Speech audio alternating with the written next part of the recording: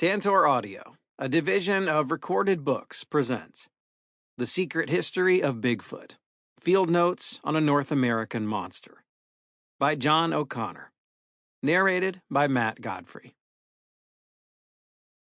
The search is not for a wild man, but for how wildness has left men, then to bring that wildness back. Daniel C. Taylor.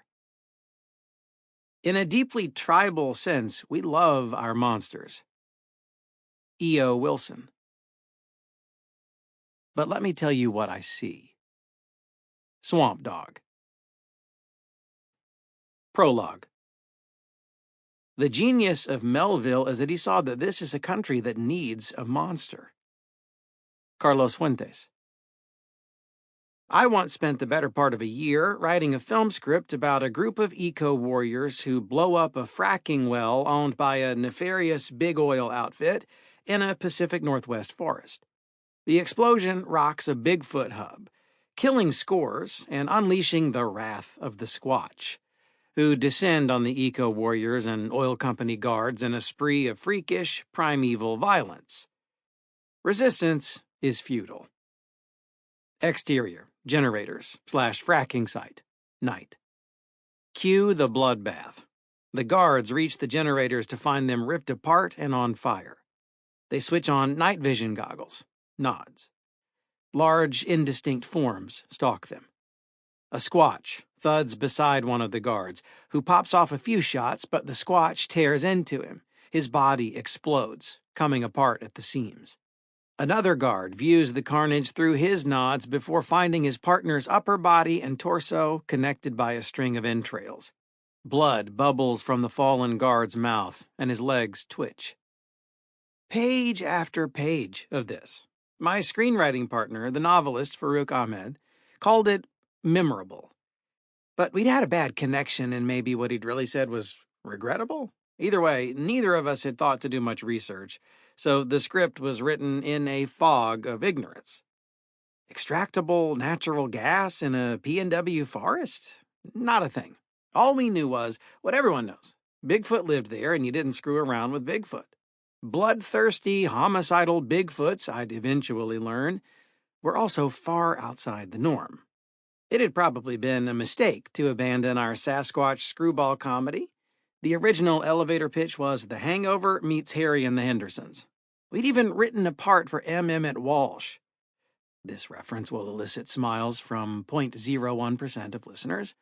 For a cinema verite splatterfest with a ham-handed allegory about nature's revenge. But that was where Bigfoot led us. Shockingly, Hollywood, unlike predatory Bigfoots, didn't bite. While working on the script, I started seeing Bigfoot everywhere. On CBD oil and air fresheners, on car polish and coronavirus masks, on scented candles and Nalgene bottles and maple syrup and vile, undrinkable IPAs. Why hadn't I noticed this before? And what did it all mean? I gradually and glumly realized that Farouk and I had gotten hold of the wrong thread, or that I, at least, had boiled my fascination with Bigfoot into lowbrow genre schlock, when what I really wanted was to understand where Bigfoot came from. Questions abounded. If we'd bothered to do any research, what would it have revealed about the folklore and anthropological backstory of Bigfoot? Was it an actual zoological possibility, or a human-wide cultural delusion, a manifestation of a universal desire to believe in the unbelievable? What was Bigfoot's appeal? Not only to know-nothings like Farouk and me, but to whoever we imagined was our more Bigfoot-savvy audience. Why, despite no definitive proof of the creature's existence, no body, bones, conclusive DNA analysis of skin or hairs, just a bunch of blurry videos and obscenely large footprints, seemingly left by Harry himself, was interest in Bigfoot soaring? A mere asterisk in the script, but arguably its unwritten hero, was an eccentric Bigfooter named Henderson, Walsh. He roamed isolated woods, moved only under cover of darkness, and was endearingly absent from social media. As it turned out, we weren't far off here. Only now, late in the game, do I see that Henderson was more complex than he appeared. Brilliant, charming, and a little bit crazy, he spoke for those who felt seductively bored by everyday life and scorned and neglected by the world at large. As sure as he was about Bigfoot's existence, he knew the rest of us had it coming. For our ecological sins, our gull-winged Teslas and legacy admissions and summer homes on the Cape. He was passionate about this, but far more passionate about the startling scientific discovery he sensed was closer at hand. Until, that is, he got eaten by a Bigfoot. Who were the real Hendersons out there, the Bigfooters? And where did they spend their weekends? What evidence had they found? Could I tag along? While I had my doubts about Bigfoot, the point wouldn't be to prove or disprove whether it existed, but to try and set aside my own convictions, unpeel the oniony layers of belief, and understand something about Bigfooters and the culture that shaped them. This time, I'd do my research. Knowing as little as I did, I thought America itself might even poke its head out from behind Bigfoot's shadow.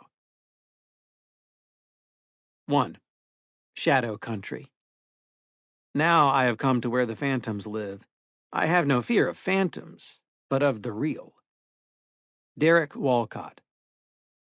Sometime in the night, the noise started. Quietly at first, then less quietly. Then it grew urgent, then livid, until it was positively beside itself. A free-form, sphincter-shuddering howl, attended by a near-subliminal reverb, coming just beyond my tent. I'd been lying there trying to sleep, feeling overly proud, feeling exultant, really, at having huffed up from the road that morning carrying way too much. Up sidewinding cloisters of Douglas fir, across scrubby fields of red hawthorn where crickets pinged off my trekking poles, into meadows of pale valerian and purple heather and tangy wild blueberries hardly bigger than nerds, over shattered rockfall, past weird hummocky deposits of turf that turned out to be marmot dens, along a narrow culvert whose edges tipped into the void, and onto this imposing yet minor summit of the Northern Cascades, where, sweating and cursing like a farmhand, I'd plopped a flimsy tent below an abandoned fire lookout and climbed inside, when the howling commenced. Suddenly, I was 8 years old again. As the night air shuddered, I shuddered too.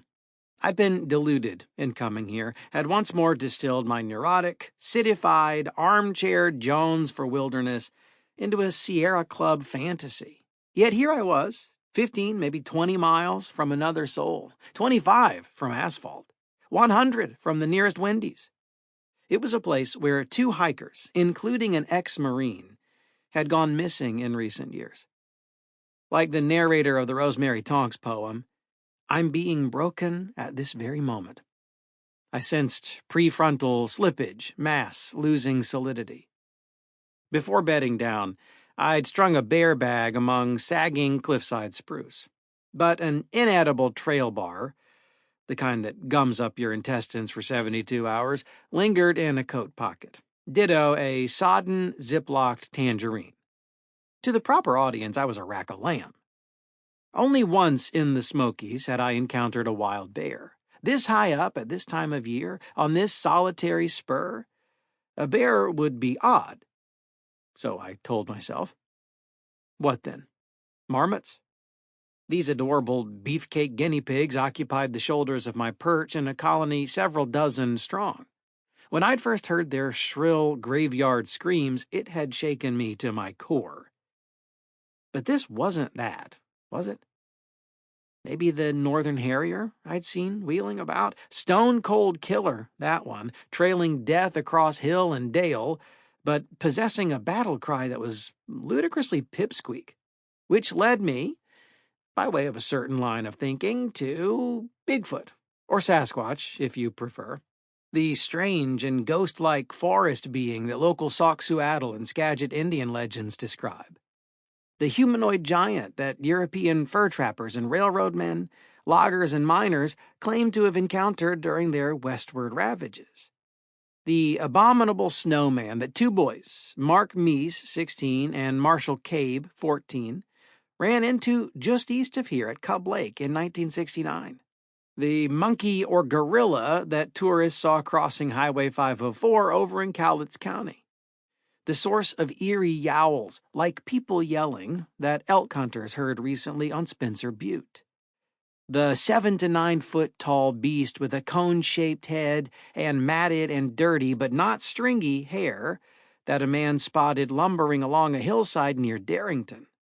The ogre, trickster, cave monster, mountain devil, wild man, and cannibal child slaver that nearly every indigenous American culture has a name for. Bakwas, Zanukwa, Kalalitabik, Chiawas, Nikinlaina, Oma, Steya Hama. The tabloid curiosity, skulker of the old growth, model of Arcadian simplicity, transient and scary-ass figment of my dreams, imaginary herald of our oldest and most hard-dying myths, or long odds candidate for a real yet undiscovered hominid species. Whatever it was, marmot or missing link, it circled. Footfalls, crunching frosted stone crop, claws scattering talus. In my barricade of fleece and down, I lay perfectly still, eyelids bolted shut, my only weapon, a plastic spork, clutched tightly to my chest. There came a surgical howl, followed by another, my own, this time, a feral, childlike trombone wail, and the crash of rock on rock. We all have our coping mechanisms. Mine was to burrow deeper and hum a few bars of Little Feat's Willin' while weeping inwardly. Later, when the noise subsided, I pulled myself together. Wriggling free of my bag, I slipped on my headlamp, unzipped the tent, and stuck my face into the darkness. It was the bottom of the ocean, pure black above and below. The wincy glint from my headlamp illuminating fuck all. I clapped, as you're meant to do with bears. Nothing. Stepping outside, I found a loose tent peg being dashed against the rocks by the wind, its guy line snapping in a frenzied dance. Thus had a seam opened between tent and rainfly, creating that unfathomable howl, which should have been obvious from the comfort of my bag. David Rains Wallace, in his book The Klamath Knot, Explorations of Myth and Evolution, describes a bout of visions and night terrors that troubled him in California's Siskiyou Mountains, a region of frequent Bigfoot sightings. Lying in the dark, I couldn't close my eyes because intensely vivid faces would appear, mouthing incomprehensible words. The faces seemed so real that I had trouble reassuring myself that they came from my mind, and I afterward saw them at other camps, as though I'd been sensitized to something. He entertains rational explanations, a microbe, exhaustion, as well as other possibilities. It made me wonder where the mind ends and the forest begins. A similar kind of residual illness, I felt, had struck me just beneath the surface. Could it all have been a trick of the imagination? After so much excitement, I decided to make coffee. This was early September. The wind was a wet wrench, but the eastern sky trended blue-gray as the sun began its interminable crawl over the mountains. What a balm the daylight provided. To the south, I could make out the 10,000-foot glacier peak, its summit wreathed in clouds. Directly opposite was another 10,000-footer, Mount Baker, a black dorsal fin breaking a blue line of surf. Due east, beneath the crest of Sinister Peak, the fast-retreating Chickaman Glacier, 8,600 feet, and to the west, the Chaucy flanks of White Chuck Mountain, 7,000 feet. I was aboard the palpably inferior Green Mountain, 6,500 feet of andesite cinder and humble pie. Usually snow-packed till midsummer, it swarmed now with bluebells and silvery sedge. Fox sparrows, golden-crowned kinglets, and my favorite of all, the ubiquitous juncos, on holiday from Mexico, bounded past on mysterious errands. Smoke from wildfires farther south, around Mount Rainier, gathered in the valley below. Behind me, standing like a fez cap on the summit, was a shuttered fire lookout, its east flank crumbling into a boulder-strewn gully, mist coiling from its steepled roof. This extraordinary tableau was the reason I'd come here, or half the reason. The other half being the stated subject of this book. Long story short, I wanted to write about Bigfoot, its myth and meaning, where it comes from, why it bewitches, confounds, and occasionally terrifies us. Most crucially, I wanted to meet Bigfooters. Months back, midway through the pandemic, I'd gotten caught up in the spirit of our strange times. I couldn't stop myself. If you'd asked me then, I'd have said that Bigfoot was a beautiful yet harrowing intimation of the future. A terminal cocktail of hope mixed with discontent and a twist of climate apocalypse, or some such. On Green Mountain, I could read a lot of the personal and public dread of 2020 into that thinking. While it seemed clear that fear and self-delusion were intertwined with Bigfoot, I was also made painfully aware of our uneasy rapport with nature. But I still knew virtually nothing about the big guy. I had a lot to learn. In truth, one rarely thinks about why they're looking into something until long after they've begun. Bigfoot was probably always there in the back of my mind. Perhaps I thought it would fade. Instead, it gained momentum. After abandoning my blockbuster film treatment, Wrath of the Squatch, I began imbibing the Bigfoot literature, the podcasts and chat room banter, Instagram posts and Facebook rants. I watched the unwatchable films, spoke to believers and non, diehards and weekenders, clear-headed skeptics and fervid charlatans, plumbing the thin margins between credible and contrivance, between reasoned inquiry and unhinged pursuit of a creature whose exact location no one could specify, but whose existence was taken as a matter of faith. Other people's obsessions don't turn me on, Saul Bellow once said. Other people's obsessions are precisely what turn me on. They become my own obsessions, propelling me down uncertain paths, making life more interesting. With Bigfoot, there are innumerable paths. You can find him everywhere.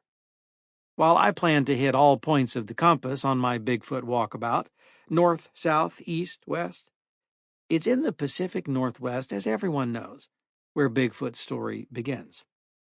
I hadn't left my bed in years, it seemed. When it became possible, in the fall of 2021, I flew from Boston to the Washington Cascades, laden with instant noodles and COVID-19 self-tests. Not exactly to look for Bigfoot, but to see the landscape. Arguably the biggest Bigfoot country in the lower 48, a 60,000 square mile glaciated column that backed all the way up into Canada. I had it on good authority that the Mount Baker Snoqualmie National Forest, and expressly this very Darrington Ranger District, was a favored Bigfoot haunt of late. Plus, it'd be big fun. Sleeping under the stars, lying with a book under leafy crowns. To be moving again, taking part in the existence of things, as Keats put it, with nary an eyebrow raised at my quarantine hair and waistline, not knowing what the days would bring, knowing only they wouldn't bring the drudgery of sameness, felt as vital as a beating heart. Comes over one an absolute necessity to move. D.H. Lawrence. If you're edged 'cause I'm wheezing all your grindage, just chill. Pauly Shore. Translation, I had to go. Every sensible argument for not going be damned. I'd been in such a yank to get here, and here I finally was. The spot to begin my field work, as I was calling it. A dark and unfathomable forest where 800-pound monsters roamed undetected, and where the imagination could lurch unmediated from one vision to the next. It was the most beautiful place I'd ever been. But I couldn't stay another minute. Its sheer beauty served only to intensify a desire to leave. Rattled by my sleepless night, I struck camp, humped on my pack, and headed down to my car. An hour later, I met a ptarmigan hen and cock on the trail, and lower down, a pika, a short-eared and pissed-off cousin of the rabbit, scampered from its ferny den to eyeball me. I could hear everything that was going on. A nuthatch whistling, a crow flapping, grass stirring. Slowly, the trees closed in, growing bigger and taller. Douglas fir and Engelmann spruce, western hemlock and bristlecone pine, their branches tied together in feathery loops. Stopping for a drink, a rifle shot cracked uncomfortably close by. It was 2 weeks before the high hunt. Picking up my pace, I crossed a hilltop and caught sight of a tarp and camp stove stashed away in some bushes. Other people, armed people, hadn't been so distant after all. Finding my car at the trailhead, I shook a beer from the styrofoam cooler in back, stifling the urge to pour it directly onto my face. The car was a rental. I drove it too quickly down a rutted Forest Service road, every spin of the wheels producing a hammer strike to the buttocks, and made camp on the Suwato River, a mile from Buck Creek. The site had a fire pit with a circle of stones and a log bench on which someone had scrawled Sasquatch 2021 in hunter orange. The river was massive. It ran the color of dishwasher around sandy islands choked with young alder and cottonwoods. From the centermost island, a few treacherous rock leaps away, I turned and stared back at the vertiginous world I'd left behind. A place I'd been so eager to leave suddenly exerted a gravitational pull. Bigfoot, I knew, like bears, would more likely appear near the river, a reliable food source. Still, I couldn't help but feel deflated. And ashamed at having fled the upper air for the lower elevations, realizing too late that I'd succumbed to the lamest of cliches. Irrational fear is revealed to be exactly that. While the mountains had felt so alive, the chaos of the river, beating past like a train, drowned out even the birds. Pollocky swirls of dog tracks littered the banks, and a few bear prints. But no sign of Bigfoot. Unless Bigfoot wore a size 9 Teva. Bigfoots, you may be surprised to learn, aren't all that rare. In fact, by most accounts, they're quite common, or no less widely dispersed than, say, bald eagles or starbucks. Each year, hundreds of Bigfoots are sighted across the United States and Canada, from Alberta to Alabama, Saskatchewan to South Carolina, and thousands more encountered via footprints, calls, and wood knocks, a form of communication that entails pounding on trees. Visitors to Ohio's scanty 26-square-mile Salt Fork State Park, which is flanked by some of the Midwest's busiest highways, have recorded dozens of sightings. The Bigfoot Field Researchers Organization, BFRO, a group of investigators dedicated to obtaining conclusive documentation of the species' existence, keeps a database of more than 75,000 eyewitness reports in North America. That's just since the mid-1990s, when Matt Moneymaker, a bankruptcy lawyer from Los Angeles, founded the group. While only a sliver of sightings, the BFRO ranks sightings on a credibility scale, Class A through C, given their circumstances and the potential for misidentification. Between 5,000 and 6,000 are deemed credible enough to make the BFRO's meticulously curated, user-generated website, and 10,000 more are judged hoaxes. The remaining 60,000 are merely unsubstantiated, or what Moneymaker calls a driving down a turnpike in the middle of the night sighting, meaning their details couldn't be confirmed. The volume of reports rises and falls over time, mostly depending on what happens to be on TV.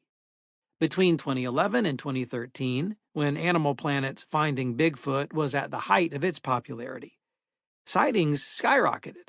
But Moneymaker, a Finding Bigfoot cast member, said fluctuations seemed to have as much to do with the day of the week as with the power of suggestion. Of all the marvelous consistencies we've seen, Wednesdays, for some reason, are big sighting days. Historically, that's when we get the most. We were told once that doctors golf on Wednesdays, so there are lots of people in offices with more time on their hands to report sightings. Who knows?